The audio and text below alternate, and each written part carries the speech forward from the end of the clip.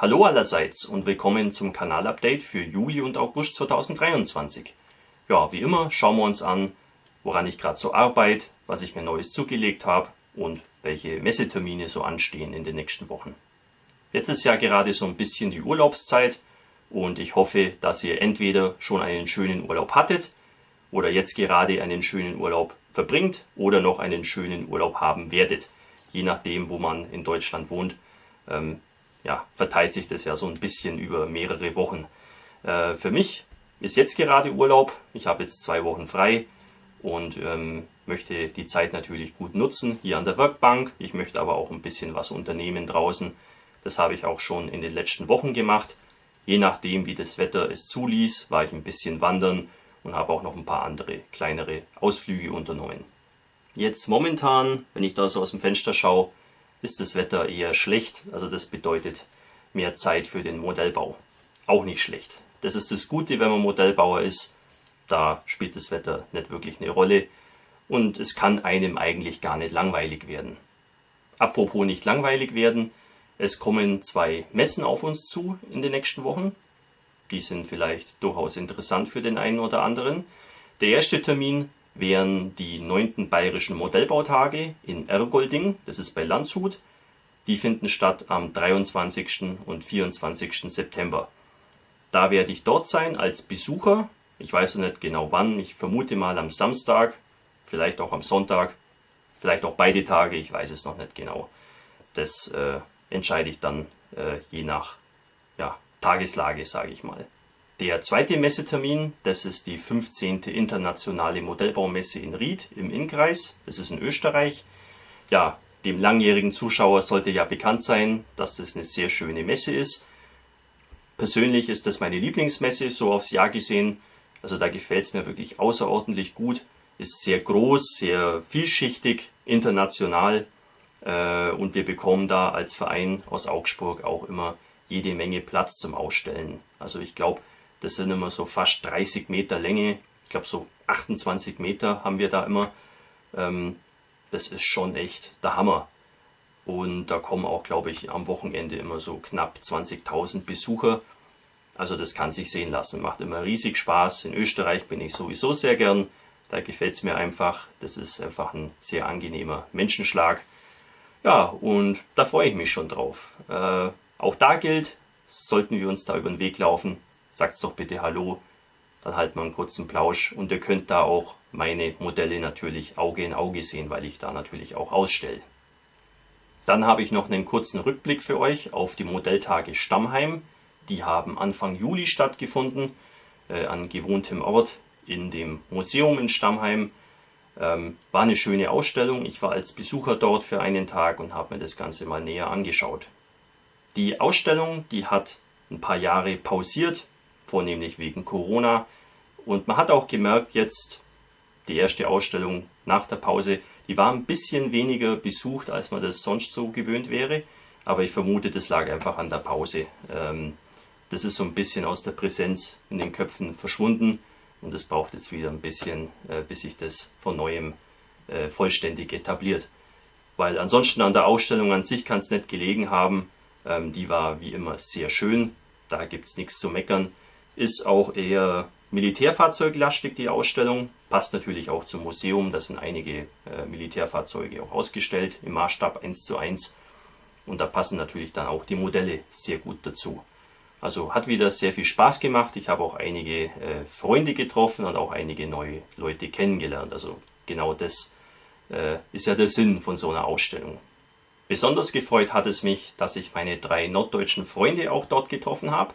Nämlich den Martin, den Kevin, den kennt ihr hier auf YouTube unter dem Kanalnamen Wilson Scale Models, und den Dennis, den kennt ihr als Delan Scale Models.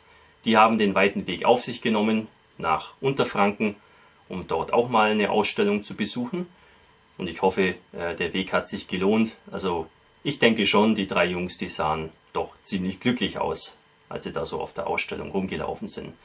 Ja, der Dennis hat mir auch noch was mitgebracht, netterweise. Das macht er gerne. Der Dennis beschäftigt sich nämlich ganz gern mit dem 3D-Druck und druckt mir da immer so allerhand aus und bringt mir das mit. Das möchte ich euch kurz zeigen. Diesmal hat er mir hier 2 Kettensätze mitgebracht für den Panzer 3 bzw. Panzer 4. Das eine ist hier, das müsste ich eigentlich wissen, ich glaube das ist eine Typ 5 Kette, könnte sein, und das ist hier eine Winterkette. Beides eben 3D-Druck, das ist doch sehr brauchbar. Soweit ich das verstanden habe, bietet der Dennis das auch zum Verkauf an. Also wenn ihr Interesse habt an preiswerten 3D gedruckten Ketten, dann kontaktiert ihn einfach mal. Der Link zu seinem Kanal ist in der Videobeschreibung und ich denke, dann kommt ihr schon irgendwie ins Geschäft. Ja, ich für meinen Teil muss also jetzt demnächst mal wieder den Panzer 3 oder Panzer 4 bauen. Da habe ich kein Problem damit. Ja, vielen Dank Dennis für diese tolle Spende. Ketten kann man immer brauchen. Das ist doch immer eine gute Sache. Weiterhin wurden mir in Stammheim noch von 3 Leuten Spenden überreicht fürs Ferienprogramm. Das hat mich natürlich sehr gefreut. Die edlen Spender sind der Klaus, der Reiko und der Christian.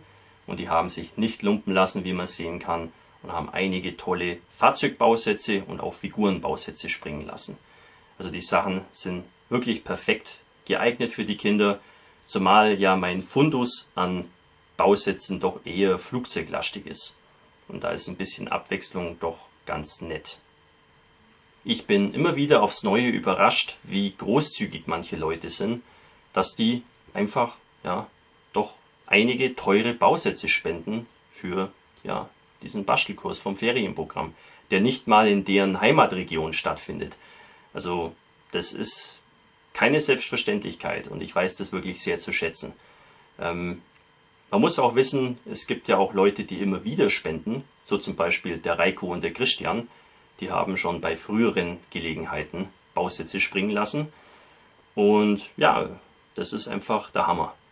Es ist wirklich schwer, da geeignete Worte zu finden, die meiner Meinung nach da angemessen sind als Dankeschön. Ich möchte euch dreien einfach von Herzen danken für eure Unterstützung. Macht's weiter so und wenn ihr wieder irgendwas habt, ich denke, wir treffen uns bestimmt mal wieder und dann nehme ich die Sachen auch wieder mit für die Kinder. Dankeschön. Ja, damit war ich eigentlich schon ziemlich gut beladen mit gespendeten Bausätzen fürs Ferienprogramm und auch für mich. Aber ich habe es trotzdem nicht lassen können, mir noch 2 Bausätze dort mitzunehmen in Stammheim. Die zeige ich euch mal kurz. Da muss ich aber vorher ein bisschen ausholen. Ich laufe da so über die Ausstellung und schaue mir das alles an. Alles cool und super. Aber ein Tisch, der ist mir sofort ins Auge gestochen. Da standen nämlich Modelle rum von Fahrzeugen der rhodesischen Armee. Und wie ihr ja wisst, interessiert mich das Thema wirklich sehr. Ich habe mich dann mit dem betreffenden Erbauer ein bisschen unterhalten und habe dann erfahren, dass der Kollege seine eigenen Bausätze entwirft, und zwar am Computer, und druckt die dann eben aus mit dem 3D-Drucker. Und das fand ich einfach enorm spannend. Und er hatte auch einige seiner Bausätze mit dabei, die man eben kaufen konnte. Und das ist ja wohl klar, da konnte ich nicht Nein sagen. Das Ganze ist hier unter dem Namen Savannah Model Kits zu finden. Das erste ist hier ein Umbausatz, hier für einen Land Rover. Und zwar ist das so ein Unterboden-Minenschutz. Der ist da ganz typisch gewesen. Den gab es so ähnlich auch, glaube ich, bei den britischen Streitkräften, aber bei den Rhodesiern sah der eben so aus, mit so einem Überrollkäfig noch.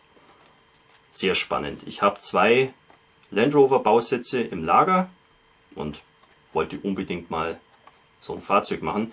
Da gibt es nämlich auch einen Umbausatz dafür, aber der ist, vergiss es, den kann man nicht finden. Ich weiß nicht mal, welche Marke das ist, irgendwas. Kennt keiner, existiert nicht. Wurde wahrscheinlich 100 Mal gefertigt und keine Ahnung, ist einfach nicht beschaffbar. Und jetzt gibt es das hier von Savannah. Und das zweite, das ist wirklich cool, das ist ein sogenannter Pucki. Ich denke, die sich mit der Thematik ein bisschen auskennen, wissen sofort, was das ist. Das ist ein rhodesisches Minenräumfahrzeug, was die sich da so zusammengebastelt hatten. Sieht sehr eigentümlich aus. Die Form erinnert so ein bisschen, wie man es heute auch kennt von diesen MRAP-Fahrzeugen. Die sind ja auch geschützt gegen Minen und Sprengstoffe und so weiter. Weil diese Form des Fahrzeugs hilft sozusagen, die Sprengwirkung so abzuleiten. Ja, und diese Puckis, hochgradig interessant. Ich hätte nie geglaubt, ohne Scheiß, nie geglaubt, dass ich da mal einen Bausatz in Händen halten würde von diesem Fahrzeug. Das hat mich echt voll umgehauen. Musste mit, keine Chance. Total cool. Also das allein war den Weg nach Stammheim eigentlich schon wert, dass man da mal jemanden trifft, der sich auch für Rhodesien interessiert und der sogar Bausätze davon macht. Hammer. Natürlich stehe ich mit dem Kollegen in Kontakt und wir haben auch schon ein bisschen gesprochen, ob man da vielleicht noch das eine oder andere machen könnte, weil ich habe da ja auch ein paar Informationen für das eine oder andere.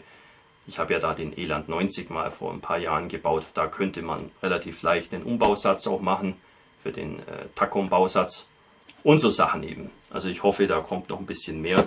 Aber mit den beiden Sachen bin ich schon mal richtig glücklich. Sehr cool. Gut, damit wäre das Thema Stammheim mal erledigt. Machen wir weiter im Text. Ich habe neulich auf dem Postweg eine Spende fürs Ferienprogramm erhalten, und zwar vom lieben Uni.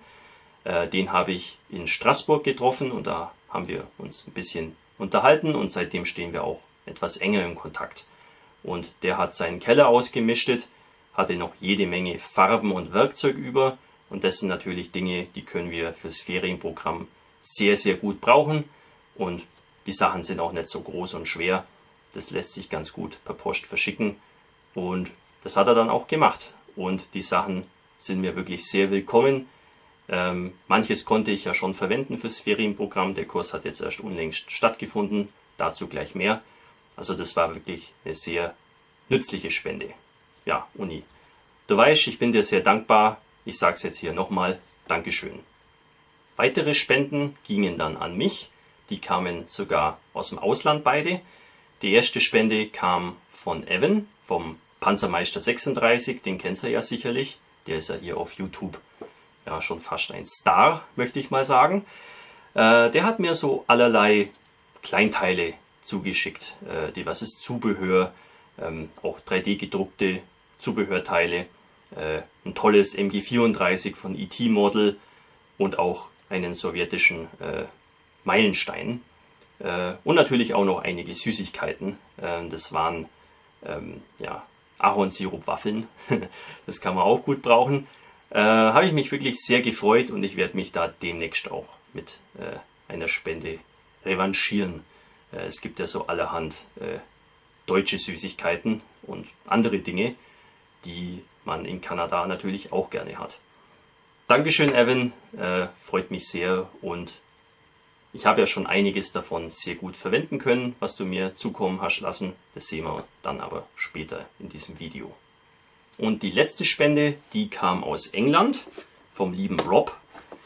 Rob kennt ihr ja vielleicht, der ist hier auf YouTube unter dem Namen Basic Modeling unterwegs. Ein Modellbau-YouTuber der ersten Stunde, möchte ich mal sagen. Einer der ersten Leute, die ich da kennengelernt habe. Und ja, nach all den Jahren sind wir immer noch befreundet und in Kontakt. Ist immer wieder witzig. Und der Rob hat mir einige Drachenzähne zukommen lassen. Hier aus Gips. Eine ganze Box voll. Die gießt er selber. Ich weiß nicht wie. Wahrscheinlich hat er da eine Silikonform oder so. Und die Drachenzähne sind natürlich super. Die kann man natürlich in so manches Diorama schön integrieren. Die sehen auch echt super aus. Gefällt mir gut. Keine Lufteinschlüsse drin, wie man das so bei vielen anderen Teilen dieser Art kennt. Schöne Qualität. Dankeschön, Rob. Ich bin auch ein bisschen überrascht gewesen, dass es keine schwedischen Drachenzähne sind. Man muss nämlich wissen, der Rob ist kein Engländer, sondern Schwede. Lebt in England, ist aber Schwede. Freut mich sehr. Ich werde mich auch mal revanchieren, früher oder später. Mir laufen ja manchmal so abgefahrene Bausätze über den Weg, die der Rob bauen möchte und wahrscheinlich außer dem Rob niemand bauen möchte. Und von dem her sind es dann so Sachen, die ich dann gern nach England schicke. Da hat der Rob seine Freude dran. Also Rob, vielen Dank. Okay, kommen wir jetzt zum letzten Programmpunkt, bevor es weitergeht mit den Projekten, die ich auf der Werkbank habe. Und das wäre der Bastelkurs des Kinderferienprogramms.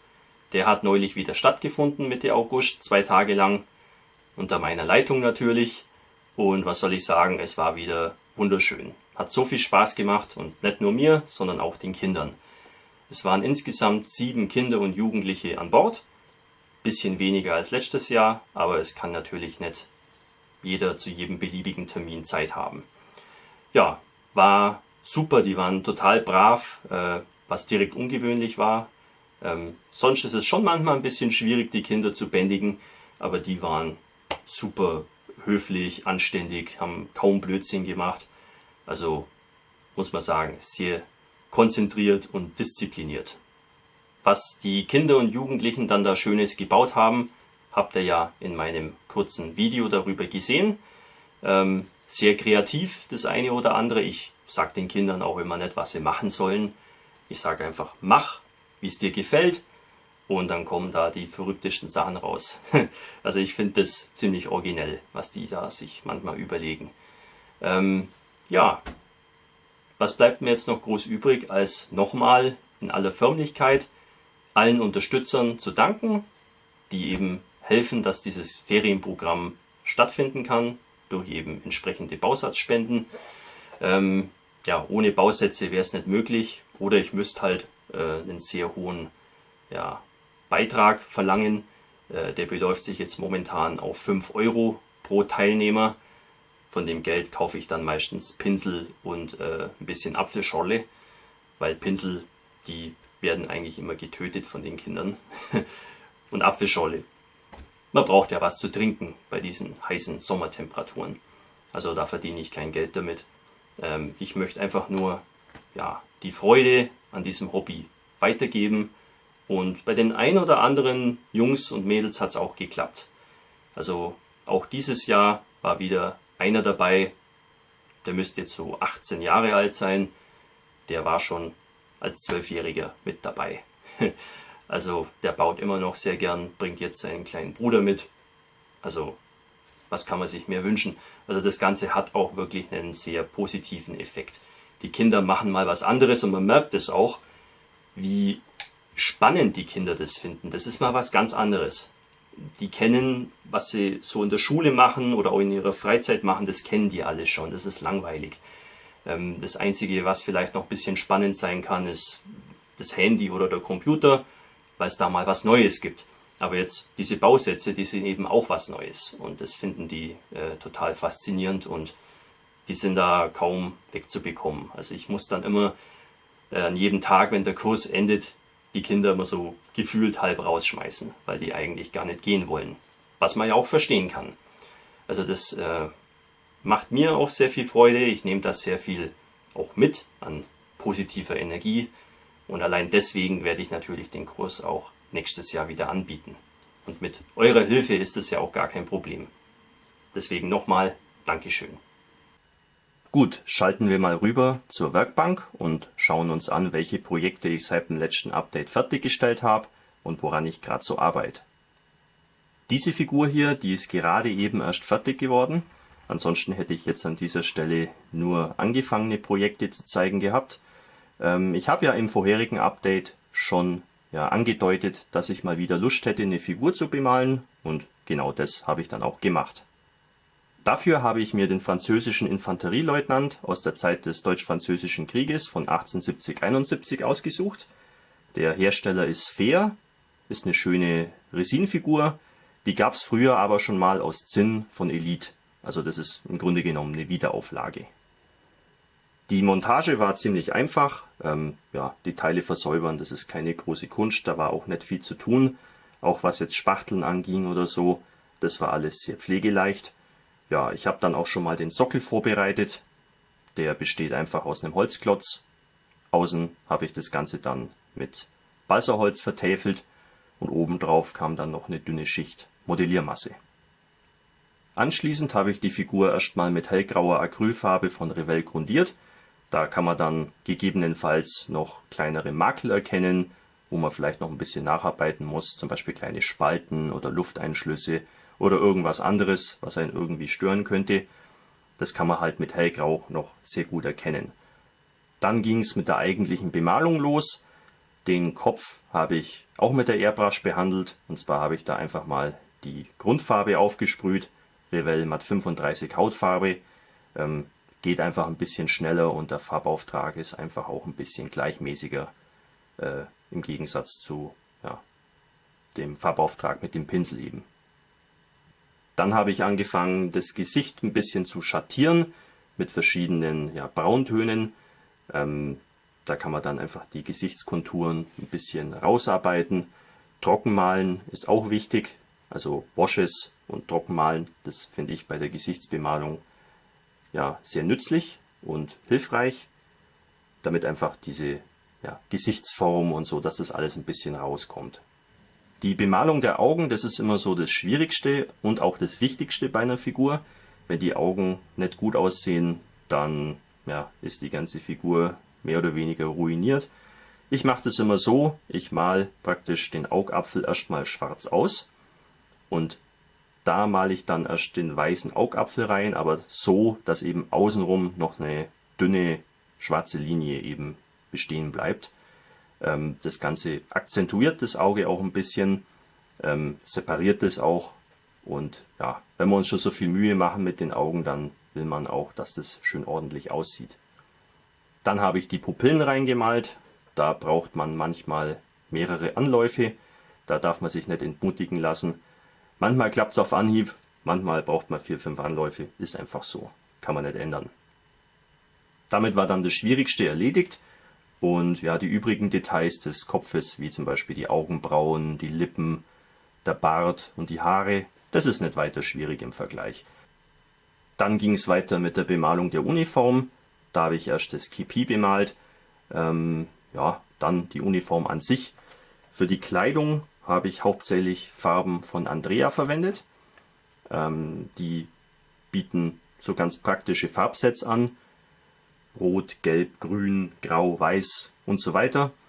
Finde ich sehr praktisch, weil man da eben auch schon die ganzen Farben beinhaltet hat, die man braucht, um das Ganze zu schattieren. Und zum anderen, ich als Panzermodellbauer brauche jetzt nicht so oft Rot oder Gelb oder Blau. Deswegen finde ich, ist es sehr handlich für mich, weil ich da eben alles schon beieinander habe. Ja, die weitere Ausrüstung habe ich dann eben peu à peu nacheinander bemalt. Da habe ich alle möglichen Farben verwendet, Revell, Vallejo, Life Color, Andrea, also ich habe alles Mögliche da. Wichtig ist bloß, dass man eben Acrylfarben hat, die wasserbasiert sind, weil man die eben mit der Nasspalette eben gut verarbeiten kann. Die anderen Farben, was es da noch so gibt, wie zum Beispiel diese AK Recolor oder Tamiya, das ist jetzt für Figurenbemalung eigentlich nicht geeignet. Als ich dann mit der Bemalung fertig war, habe ich dann noch ein Ölfarbenwash aufgetragen. Das ist eigentlich im Figurenbereich nicht unbedingt üblich, aber ich mag es trotzdem gern. Das habe ich mir selber angemischt aus 2 Ölfarben von der 502. Abteilung, verdünnt mit Feuerzeugbenzin. Ein ganz feines, dezentes Wash und das hat genau den gewünschten Effekt gehabt, nämlich dass die Figur zum einen nochmal ein bisschen matter wird und zum anderen auch manche Details, zum Beispiel der Gürtel oder diese Schärpe, die der Leutnant trägt, dass das nochmal ein bisschen stärker betont wird und sich ein bisschen mehr absetzt.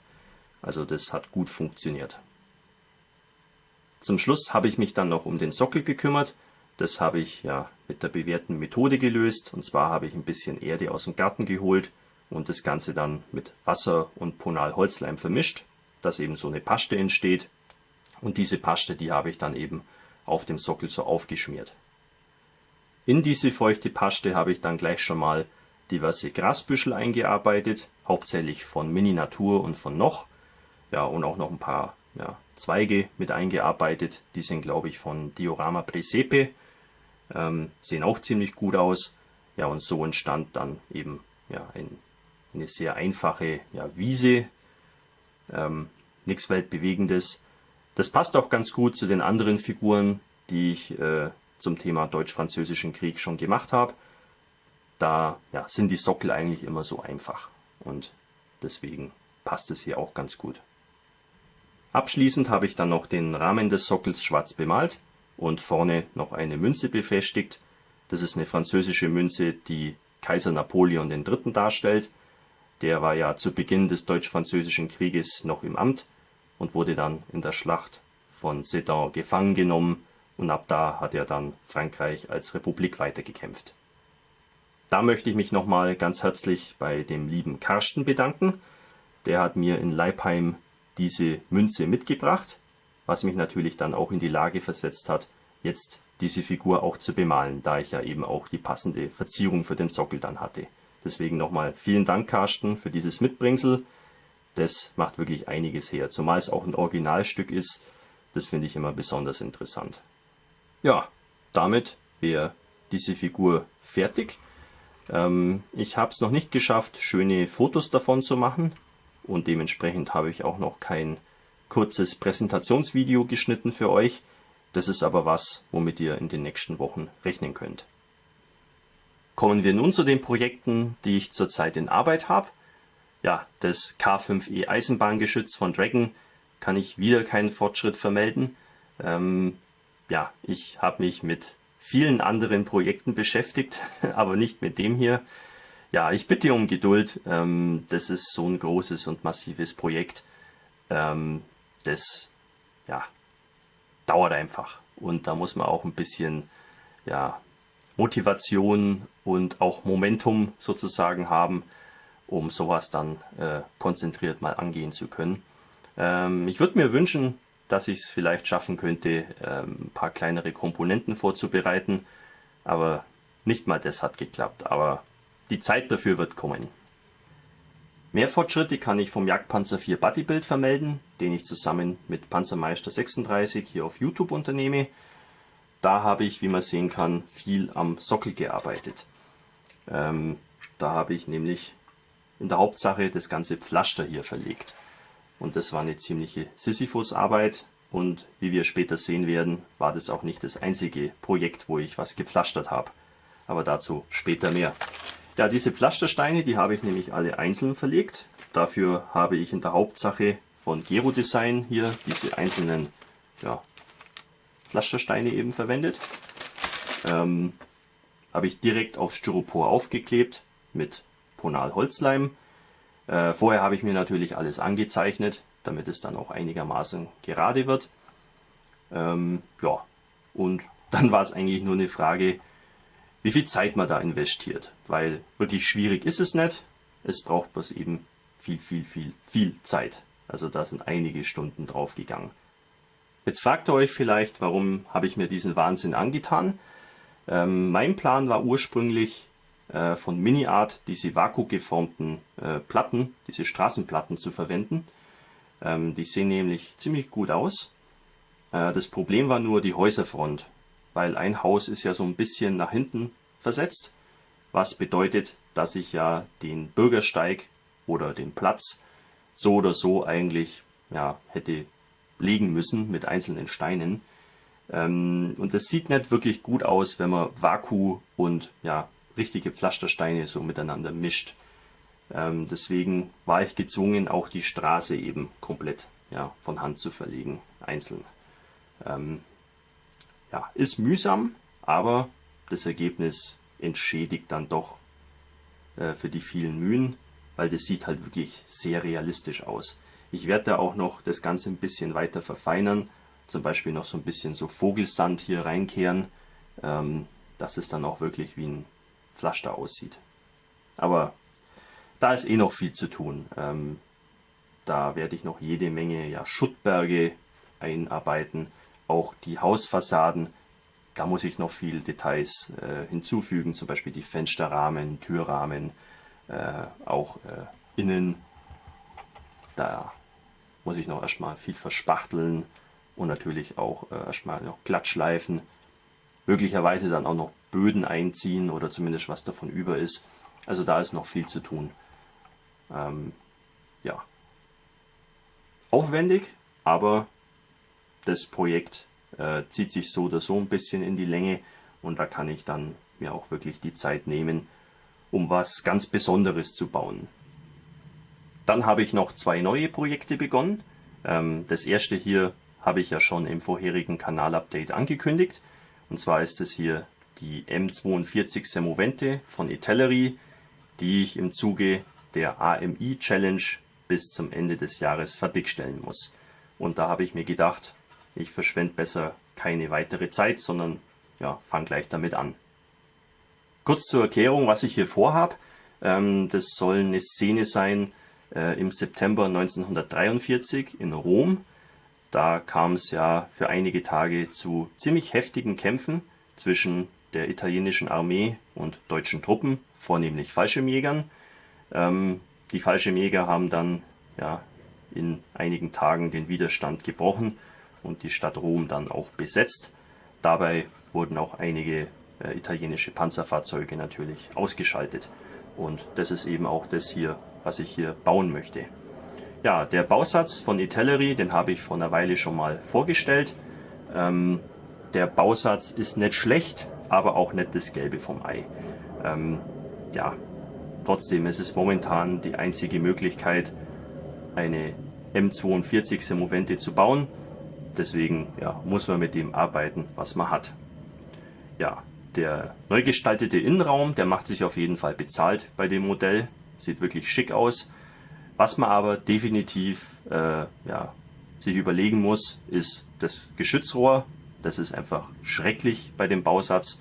Da habe ich hier ein Metallrohr von Aber verbaut. Und die Ketten, weil diese Gummiketten, die sind sowas von 1980, also nee, keine Chance. Da habe ich jetzt hier Metallketten von Masterclub aufgezogen. Die passen zwar nicht wirklich gut auf die Triebräder, da habe ich ein bisschen nacharbeiten müssen, aber sehen wirklich schick aus. Ich habe da nur diese ja, Resinstifte nicht verwendet. Das war einfach unmöglich zu montieren. Stattdessen habe ich, wie man das auch von den Friulketten kennt, einfach ja, Messingdrähte eingesetzt. Das ist wesentlich besser. Was ist noch alles so zu tun an dem Modell? Also in der Wanne sollte man auf jeden Fall diese großen Auswerfer beseitigen. Ich habe die einfach rausgeschliffen. Also es ist jetzt nicht unbedingt nötig, die zu verspachteln und dann zu überschleifen, sondern man kann einfach direkt ja, das rausschleifen, weil die zwar groß sind, aber immerhin flach. Das ist auch schon mal ganz gut. Und ganz wichtig ist auch dieses Periskop über dem Fahrervisier. Das ist bei Itellery nur so ein Kunststoffhaken. Das reicht natürlich nicht aus.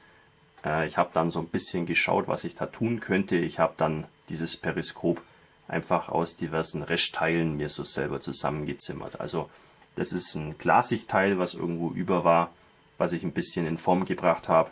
Und ja, diese gepanzerte Abdeckung, die habe ich aus Ätzteilen mir selber so zurechtgeschnitten und zurechtgebogen. Ja, und die letzte Änderung, das sind die Scheinwerfer. Die sind auch wirklich sehr, sehr klobig und hässlich. Die habe ich ausgefräst, ganz vorsichtig, und innen drin dann so einen kleinen Plastikstift eingeklebt, der eben ja, die Glühbirne simulieren soll. Und später werde ich mir dann aus Folie eben entsprechend die Gläser ausschneiden. Das ist auch eine relativ einfache Änderung, die aber ziemlich effektiv ist. Dann noch ein paar Worte zum Sockel. Das war bis jetzt das Aufwendigste an diesem Projekt. Da ist wirklich extrem viel Zeit reingeflossen. Ich habe ein bisschen überlegt, wie ich ja eine Szene bauen könnte, die wirklich so aussieht, als ob es in Rom wäre. Und da dachte ich mir, ja, so eine ja, gepflasterte Straße wäre ganz gut. So ein typisch römischer Wasserbrunnen. Ja, und halt irgendwie noch so eine Parkmauer. Aber das sah mir einfach zu beliebig aus. Und ich dachte mir, ja, so ein Haus wäre toll. Und ich hatte ja noch von der World Model Expo in meinem Lager so ein Gipshaus, was ziemlich mediterran aussieht. Das stammt vom spanischen Hersteller Dejoguette Modelismo. Wie gesagt, aus Gips gefertigt, ist auch ein bisschen Zubehör dabei. Das ist alles so lasergeschnittener und lasergravierter Karton. Die Qualität von dem Ding ist aber, also sehr, sehr, sehr dürftig. Also, huiuiui. Also ich habe ja schon viel mit so Gipsgebäuden gearbeitet, aber so eine Möhre hatte ich noch nicht auf dem Tisch. Es war wenigstens nicht teuer, muss man dazu sagen, aber wow, also wenn ich das vorher gewusst hätte, ich glaube, ich hätte es nicht gekauft. Da waren so viele Beschädigungen, Luftlöcher, andere Sachen, krumm und schief alles und ja, nee. Also da musste ich viel spachteln, zuschleifen, ausbessern und so weiter. Im Grunde genommen, ja, sind nur noch die Wände original und den Rest habe ich alles irgendwie überarbeitet oder ersetzt. Interessant ist im Übrigen, dass dieser Häuserbausatz vor einigen Jahren mal von der Zeitschrift Modellfan die Auszeichnung Modell des Jahres bekommen hat. Also nee, das ist definitiv nicht ein Modell des Jahres. Das ist, die Leute haben das halt nicht gebaut. Es sieht schön aus, aber man muss viel Arbeit reinstecken. Ein Problem waren zum Beispiel die Fenster- und Türrahmen. Die waren schon an die Gipsmauer so, ja, eben auch aus Gips so angegossen, so in einem Stück eben. Und die waren so schlecht, da waren so viele Sachen abgesplittert und Lufteinschlüsse und so weiter. Deswegen bin ich hergegangen und habe eben die Türen und Fenster mit neuen Rahmen versehen aus dünnen Balsaholzstreifen. Und das kann ich dann eben hier so einfach von außen aufsetzen. Also hier ist noch dieser Original Gipsrahmen drin und ich habe das eben so gefertigt, dass ich das einfach hier draufsetze und dann ja, muss ich das schon mal nicht mehr sehen. Das gleiche gilt auch hier unten für die Türen. Da habe ich auch noch hier so Gitter verwendet von Royal Model. Sieht wirklich sehr schick aus, wertet das Ganze auch wirklich gehörig auf. Sieht man auch in Italien viel, dass die einfach viel so Verzierungen haben als Gitter, gerade über so kleinen Fensterchen und so weiter. Das Geländer für den Balkon sah auch nicht wirklich schön aus. Das war auch so ein lasergeschnittenes Kartonteil. Da habe ich mir auch Ersatz besorgt. Und zwar habe ich da von Diodump so ein Zaungeländer verwendet, was von der Länge wirklich genau passt. So ein Zufall. Also wirklich passt haargenau da rein. Sieht 100-mal besser aus wie dieses Kartonteil. Und ja, ließ sich auch gut verarbeiten. Also jetzt habe ich halt von Diodump so eine Mauer ohne Geländer. Naja, kann man auch irgendwie mal verwenden. Ja, und dann noch hier hinten bei diesem Gebäude, da fehlte natürlich das Dach und auch die ganze Rückwand, aber das ist meistens so. Das habe ich alles aus Balsaholzplatten hier so gefertigt und eben entsprechend verschlossen. Die Häuser in Rom, die haben oft so Flachdächer oder so kleine Terrassen auf dem Dach. Deswegen war das eine ganz einfache Lösung. Ich habe dann noch von HD Models hier so einzelne Steine oben aufs Dach geklebt und seitlich auch noch so Ziegelsteine, um das eben, ja, dass es eben wie so eine Dachterrasse ist, so ein bisschen mit einem Zaun, dass man da nicht gleich runterfällt, wenn man ein paar Flaschen Wein zu viel hatte. Also ja, sieht man in Rom ganz viel, diese Verzierungen dieser Art. Deswegen war das für mich ein Muss. Ja, weiterhin habe ich dann noch diesen kleinen Wasserbrunnen eingearbeitet, wie schon erwähnt von HD Models. Das ist ein typisch römischer Brunnen, wie man ihn heute noch sehen kann. Und diese kleine Mauer, die ist vom Black Army Model aus Resin. Wirklich toll detailliert, tolles Teil. Das habe ich in Moschon gekauft. Da hätte ich glatt noch mehr davon mitnehmen müssen, weil das sieht wirklich sehr, sehr schick aus. Ja, die Zypresse, die ist von Mini Natur und die Figur des Fallschirmjägers, die ist von Alpine.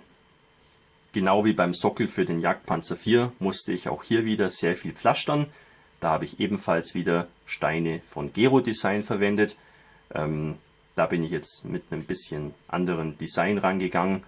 Man sieht auf vielen Fotos aus der Zeit, dass in Italien in den Städten die Straßen mit so großen Platten eben gepflastert waren, in so einem diagonalen Muster.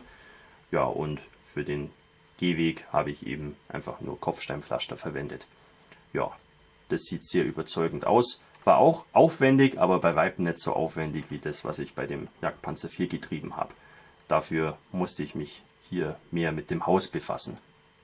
Ja, das Ganze ist jetzt mal soweit bereit für die Lackierung. Der Rohbau ist abgeschlossen und darum werde ich mich auch in den nächsten Wochen mal kümmern. Und das zweite neue Projekt ist hier das Sonderkraftfahrzeug 247 Ausführung B von ICM im Maßstab 1:35. Dazu hat mich wieder einmal und in mehrfacher Hinsicht mein lieber Freund der Panzermeister 36 inspiriert. Der hat mir zum einen unlängst, wie vorhin schon erwähnt, einige nette Zubehörteile zukommen lassen auf dem Postweg, die hier auch schon gleich Eingang gefunden haben. Und zum anderen hat er auch unlängst erst ein wunderschönes Modell eines französischen Panzerspähwagens gebaut. Und das hat mich einfach unheimlich inspiriert und auch motiviert, sowas Ähnliches auch mal zu versuchen. Und da kam mir das Sonderkraftfahrzeug 247 Ausführung B gerade recht. Den Bausatz habe ich vor einer Weile schon mal im Detail vorgestellt. Dabei habe ich auch festgestellt gehabt, dass der Innenraum da ziemlich leer ist bei dem Modell. Das hat damit zu tun, dass man über dieses Fahrzeug generell sehr wenig weiß. Ich habe mir da auch das Büchlein von Nuts and Bolts geholt. Da steht auch nur drin, wir wissen es nicht genau, könnte eine Zweiachslenkung gehabt haben oder auch nicht. Innenraum, keine Ahnung, wissen wir auch nicht genau, gibt kaum Fotos davon. Also man hat hier dann auch gewissermaßen ein paar Freiheiten und kann sich da ein bisschen austoben, was ja auch interessant sein kann. Wenn es schon keine genaue Vorlage gibt, dann kann man ja wenigstens sich selber ein paar Gedanken machen. Generell ist der Bausatz von ICM sehr schön, passt alles wunderbar zusammen. Es gibt nur ein paar Bereiche, wo man noch ein bisschen was verbessern kann. Ganz wichtig war mir hier oben praktisch der Rand, die Kanten sozusagen der Panzerung, die ja oben offen ist. Da ist beim Bauteil einfach so eine hässliche Stufe drin, um eben eine dünnere Kante zu simulieren. Aber man sieht halt einfach, da ist so eine komische Kante, so eine Phase dran und die habe ich einfach weggeschliffen. Das trägt meiner Meinung nach enorm viel zu einem besseren Aussehen des Modells bei. Dann habe ich auch in bester Panzermeister-Manier das Modell noch ein bisschen aufgewertet mit Messingteilen und Ätzteilen. Zum Beispiel hier die Peilstangen, die sind von AFV Club. Hier vorne die Scheinwerfer, da habe ich hier so Abdeckungen drauf gemacht. Die sind, glaube ich, übergeblieben bei einem Dragon-Bausatz, weil man das auf vielen Fotos sieht. Hier die Visiere, das war auch sehr rudimentär dargestellt beim ICM-Bausatz. Da habe ich in meinem Fundus Teile gefunden, die man leicht abändern konnte, damit da eben so ein richtiger Sehschlitz eben entsteht.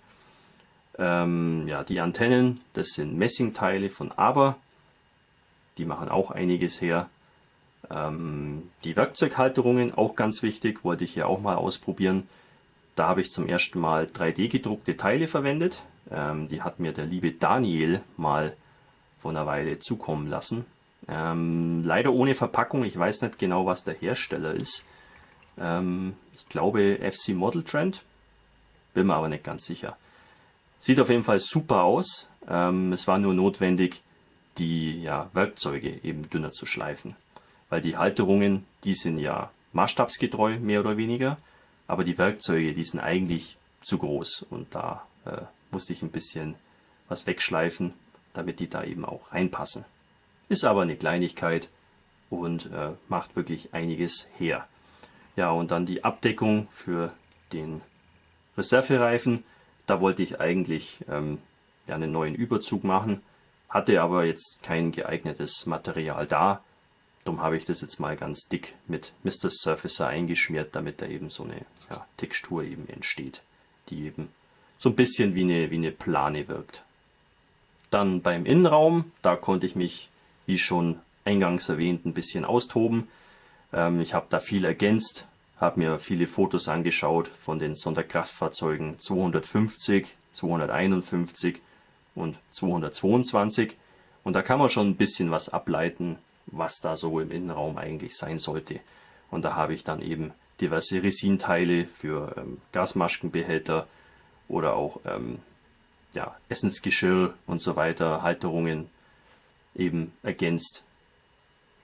Das Funkgerät habe ich auch ein bisschen aufgemotzt. Das habe ich auch verkabelt mit Bleidraht. Das gleiche gilt auch für die Antennen, die sind auch verdrahtet. Ja, und noch ein paar Staukästen habe ich eingeklebt, hier und da. Einfach damit der Innenraum ein bisschen überzeugender wirkt. Also das ist wirklich ein schöner Bausatz, wenn man sich mal so ein bisschen austoben will, weil er ist nicht allzu groß, er passt gut zusammen und man hat viele Möglichkeiten innen und außen das Modell noch so ein bisschen aufzuwerten, damit es so ein bisschen den besonderen Pfiff kriegt. Die Reifen, die finde ich in Ordnung, die werde ich beibehalten. Ja, und ansonsten werde ich da noch ein bisschen mehr mich um die Zuladung kümmern. Da fehlt noch das eine oder andere, was ich da gern sehen würde. Vielleicht noch ein paar Reservekanister, ein bisschen mehr Werkzeug und ein paar so persönliche Gegenstände. Ich habe jetzt hier zum Beispiel schon eine Uniformjacke platziert. Ja, da können wir noch mehr reinmachen. Vielleicht auch noch eine Enigma Dekodiermaschine. Das Ganze soll später mal auf eine kleine Vignette kommen, mit vielleicht 1 oder 2 Figuren, ganz klein, irgendwie so ein kleiner Straßenabschnitt in der Sowjetunion. Und da habe ich mir auch schon ein kleines Accessoire bereitgelegt, und zwar hier dieser sowjetische Meilenstein oder Kilometerstein. Auch der wurde mir vom Panzermeister 36 zugesendet.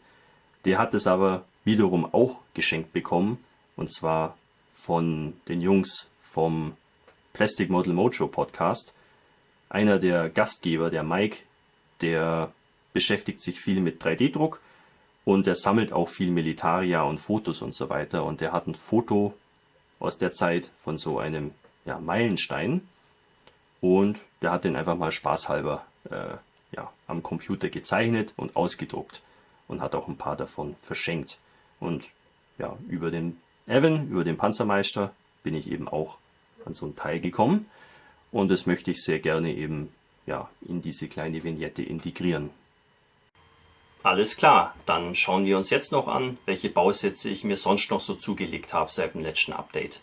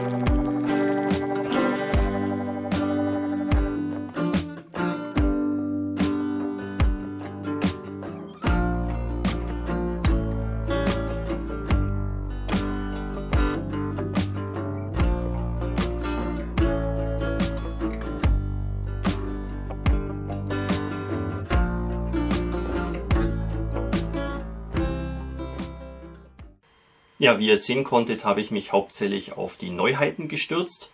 Da gab es ja auch einige schöne Sachen. Zum Beispiel diesen Womark-LKW, finde ich total spannend. Der neue Hetzer, darf man ja gar nicht sagen, Jagdpanzer 38, genau, von Takom. Da habe ich mir noch 2 Stück geholt. Volle Inneneinrichtung, ja, warum nicht? Der Preis ist gut. Das Ding schaut auch einigermaßen vernünftig aus. Hat ein paar Problemchen, wie ich schon so beim Drüberschauen sehen konnte, aber nichts wirklich Schlimmes. Ja, und dann noch die Folgore von Itellery. Musste auch sein, weil es einfach eines meiner Lieblingsflugzeuge ist. Wobei da der Preis, finde ich, deutlich zu hoch ist. Also wenn das Ding 60 € kosten würde, könnte man noch akzeptieren, 50 wäre okay. Aber das Ding kostet ja über 90 €.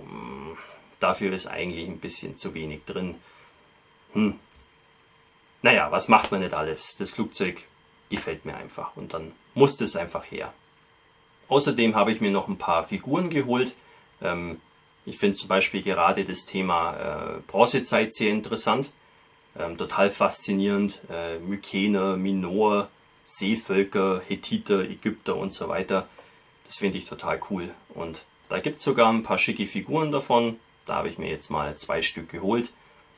Vielleicht werde ich da eine davon demnächst mal bemalen. Mal schauen. Und ansonsten spielt natürlich der Ukraine-Krieg nach wie vor eine Rolle. Und auch ein paar Fahrzeuge von der US-Armee aus dem Zweiten Weltkrieg. Weil ich ja Ende nächsten Jahres bei einer Ausstellung teilnehme, die eben die Befreiung des Elsasses eben gedenkt. Das 80-jährige Jubiläum sozusagen. Und da brauche ich natürlich auch ein paar Modelle und so dafür, weil da habe ich eigentlich nicht so viel im Lager. Naja, und so Sachen legt man sich dann eben so zu, peu à peu. Was einem eben so ins Auge sticht oder was neu ist, das muss man eben einfach mitnehmen. Auf welche Inhalte auf meinem Kanal könnt ihr euch jetzt so freuen in den nächsten Wochen? Ich habe 2 Buchbesprechungen vorbereitet. Einmal eine Besprechung über das Buch Krieg der Panzer von Janusz Piekalkiewicz und auch eine Besprechung über den Doppelband Grabenkrieg von Tankograd, also was über den Ersten Weltkrieg, auch interessant. Was jetzt Videos angeht, gibt es natürlich das Präsentationsvideo zu dem französischen Leutnant, dann vielleicht noch ein paar Bausatzbesprechungen und ich dachte mir vielleicht auch ein Video über die Sockelverzierungen, nachdem da schon einige Leute danach gefragt haben. Ja, warum nicht? Ich kann euch ja mal so zeigen, was ich da so im Lager habe, wie da so mein Denkansatz ist, wo ich die Sachen herbekomme und so weiter. Vielleicht ist das ja für den einen oder anderen interessant. Ja, so Sachen eben. Und natürlich auch die Ausstellungen, wo ich hinfahre, Ergolding und Ried, werde ich natürlich auch wieder viele Fotos machen und da auch ein Video dazu schneiden. Das ist doch eh klar. Okay, damit wären wir wieder am Ende dieses Kanalupdates. Jetzt seid ihr wieder auf dem aktuellen Stand. Ja, und dann würde ich doch mal sagen, ich wünsche euch frohes Basteln. Falls ihr noch Urlaub habt, nutzt die Zeit. Und wir sehen uns dann im nächsten Video wieder. Euer Hamilcar Barkas.